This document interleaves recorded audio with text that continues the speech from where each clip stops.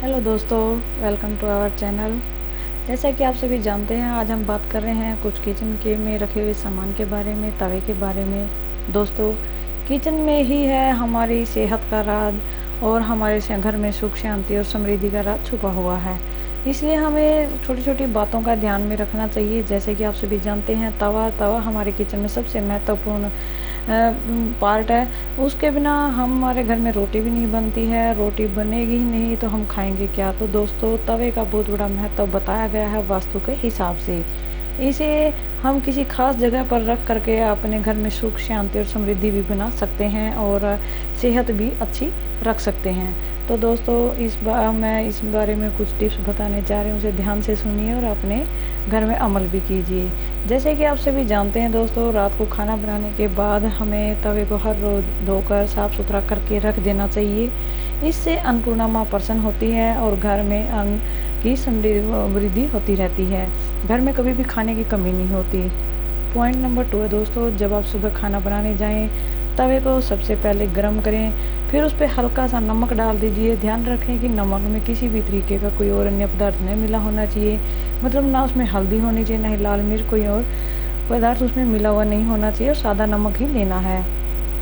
तीसरा पॉइंट है दोस्तों कि परिवार के जब आप अपने लिए घर के किसी भी सदस्य के लिए या सभी के लिए रोटी बना रहे होते हैं, तो दोस्तों एक रोटी बना लीजिए। चाहे तो आप 2 भी बना सकते हैं, लेकिन एक रोटी अवश्य बना लीजिए और उसे किसी जानवर के लिए रख दीजिए।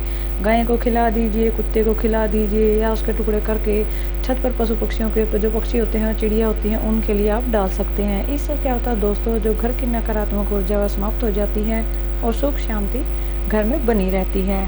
तवे का उपयोग करने के बाद उसे कभी भी ऐसी जगह पर न रखें जिससे क्या हर आने जाने वाले व्यक्ति का उस पर नज़र पड़े।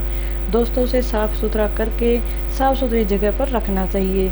और इसे कहाँ रखें दोस्तों, जहाँ आप खाना बना रहे हैं उसके दाईं तरफ इसे रखना चाहिए। लेकिन ध्यान रखें, तवे या कढ़ाई जो भी होती है उसे कभी भी उल्टा नहीं रखना चाहिए। इससे घर में है वास्तु दोष बढ़ जाता है और जो बड़े हैं उनकी भी बीमारियाँ की समस्या पैदा हो जाती है। दोस्तों, जब भी आप खाना बनाते हैं, तवे को खाली चूल्हे पर कभी भी न छोड़ें। जब आप बना लें उसे उस पर से उठा लीजिए। और कई बार देखा जाता है कि दोस्तों तवे के ऊपर ही कुछ भी गर्म करने के लिए रख देते हैं। यदि सब्जी वगैरह है उसमें कई बार क्या होता है, बच्चे वगैरह हाथ जूठे मार देते हैं, तो दोस्तों क्या होता है, उसे कभी भी तवे पर रख के गर्म नहीं करना चाहिए। वैसे तो चूल्हे पर भी न करें।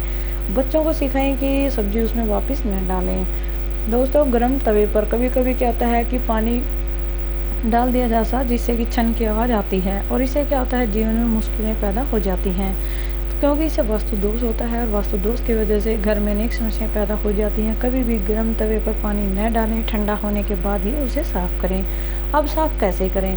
साफ़ करने के लिए दोस्तों नींबू और नमक उस पर डालिए और उसे अच्छे से रगड़ दीजिए। इससे आपका तवा तो चमकेगा ही, साथ ही आपकी किस्मत भी चमकेगी। दोस्तों, कभी भी तवे को किसी भी नुकीली चीज़ से न खुरचें। कई बार क्या होता है कि लोग क्या करते हैं दोस्तों कि कोई नुकीली सी चीज़ लेके उसके ऊपर की चिकनाहट को हटाने की कोशिश करते हैं, लेकिन ऐसा मत कीजिए। आप नींबू और नमक को लेकर के ही उसे साफ़ कीजिए। यदि आप प्रतिदिन अपने तवे को साफ़ करते हैं तो उस पर किसी भी तरीके की गंदगी नहीं, चिकनाई वगैरह नहीं चिप पाएगी दोस्तों। तवा आपका साफ़ सुथरा रहेगा।